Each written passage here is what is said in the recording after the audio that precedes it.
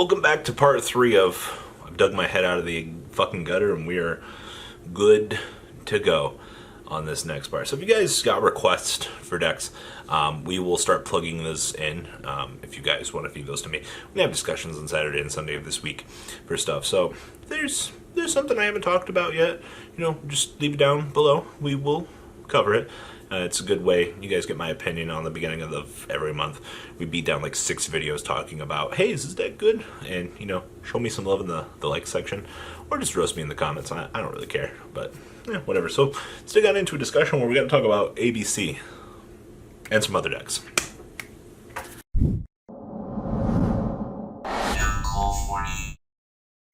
Alright. So, as an avid ABC player, like a millennia ago, this deck, what are you supposed to do? Okay, so you can still do all your Dragon Buster shenanigans. You can still make Decode Talker, but you lost Summon Sorceress. Robbie, well, Summon Sorceress wasn't really a key part of my ABC deck. Well, you're lying to me. Alright, the loss of Summon Sorceress did hurt quite a lot, from my understanding. But there's still going to be the dedicated player base out there, aka led by Calvin Tahan. I mean, there's nothing else to really tell you guys. ABC with a stun-based engine could be good. You know, in theory, Union Hanger is still one of the best cards that the deck has, but this is like, I think the deck has got pushed so far down at the moment that it's like tier 3, and that's a yikes. Like, that deck should never be in the tier 3 category ever in its life when it has as much as it actually has, but unfortunately, one disruption, it's not really enough unless you're a cold Orcust. Then it doesn't really matter how many of those you put on the field. Maybe we could see. No, I think ABC were the only ones that didn't get a boost out of Orcust last format, because we even had Blackwings playing Orcust, and we actually saw success with that out of last format, which still absolutely amazes me that that's what you could do in a deck. But here we are yet again. I once again will say that unfortunately lost Summon Sorceress, I think, hurt the deck. I think it's a good rogue pick in a local tournament. Outside of locals, I wouldn't play it. We have one dedicated ABC player at our locals. He does relatively well every week. I mean, straight 2-2, maybe 3-1 every blue moon, but I mean, not a lot you can do outside of that with the deck. You're kind of inferior to everybody else, and it sucks to say that, because I do like what ABC want to do. Now, next up, we have trains.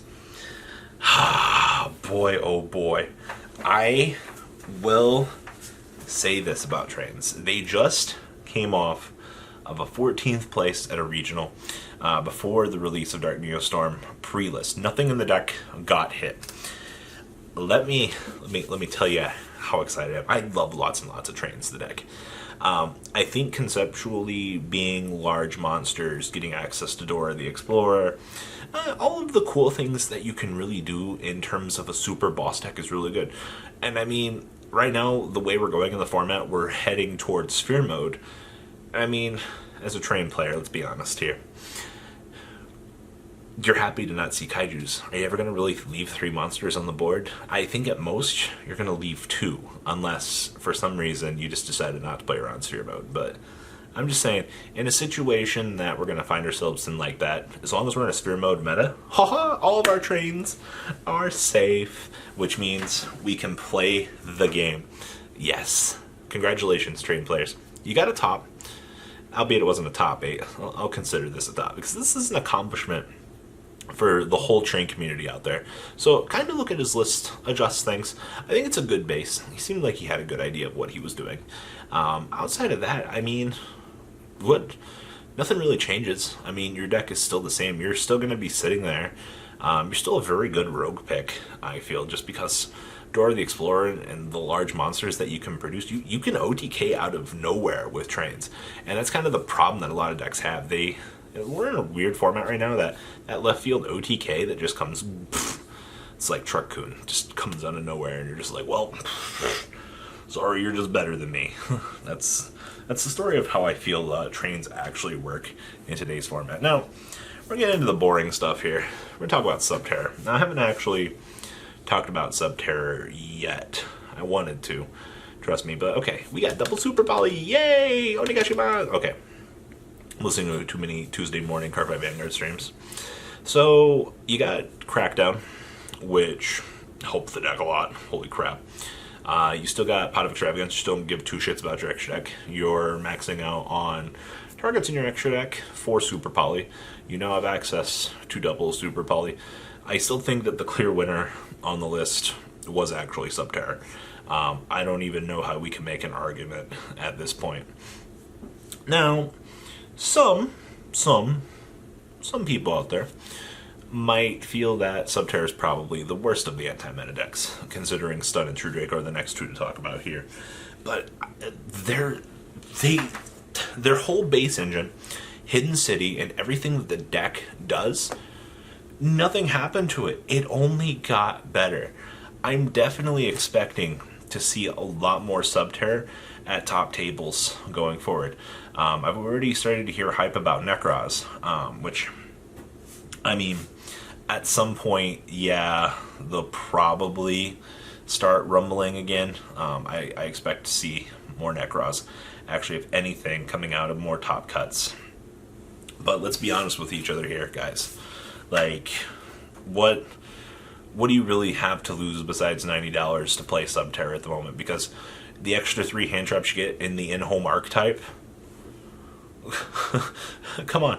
Plus, I want to get Super Poly all day. Like, you know, Super Poly is really good. A little bit better than I think we like to give it credit for some days. Maybe I should play it in Sky Striker. Now, next up is True Draco. And I don't know what it is about all of you, but I'm always asked to talk about True Draco. Guys, let's be honest with one another here. Just because I played True Draco at one point in my life with Zoo doesn't mean I'm the best person to ask. So you're either going to do two things this format. You're either going to play no extra deck and you're going to play Monarch's Erupt. Monarch's Erupt is really good, or you're going to play an extra deck and you're going to play Super Poly. Those are the two things that your deck can do. I think an extra deck with Pot of Extravagance and other things seems like an incredibly fucking terrible idea. Don't go down that path. Somebody was trying to have a discussion with me about the validity of playing Pot of Extravagance in the deck, but I'm like, why would I want to draw 2 when Card in the Mice says draw 3? And then I got hit with the, you can play both. I'm just like, it's not how you play True Draco. True Draco also got Crackdown, which Crackdown seems to just literally go in everything. They also get access to Inspect Border, which is really good, and they can actually kind of break boards this format, you know, all because of card demise. True Draco doesn't have, about 50% of its matchups are shit. Sorry, I was about to say some dumb shit there. True Draco, it's overall an okay deck. I definitely think it's probably one of the better anti-meta decks that you have to choose from in today's arsenal, because honestly, like, Apocalypse is still really good to interrupt on the opponent's turn. Dynamite, Majesty Maiden, Ignis, all recurable abilities that recruit. I mean, what are you really losing, guys? Come on now. So, yeah, Crackdown really helped a lot of these more rogue decks. I'm really looking forward to seeing what we're going to see, especially from True Draco coming forward. Now, the last deck we're going to talk about this video is Classic Stun.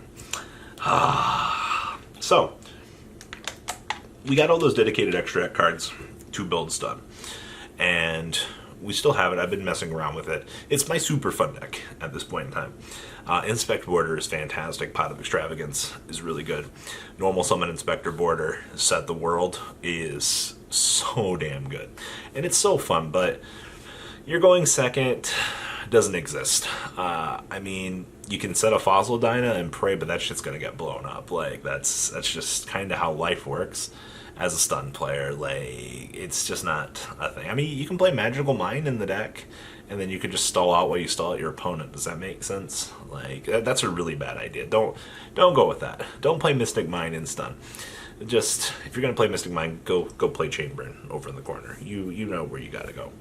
So, Yeah, stun. If you can win dice rolls all day, you're not in a bad position at all. Let's be honest here. Like, if you can normal summon Inspector Board or set protection, 95% of the decks in today's metagame can't out that. Like, we're already complaining about Mystic Mine, but did everybody forget about Inspect Border?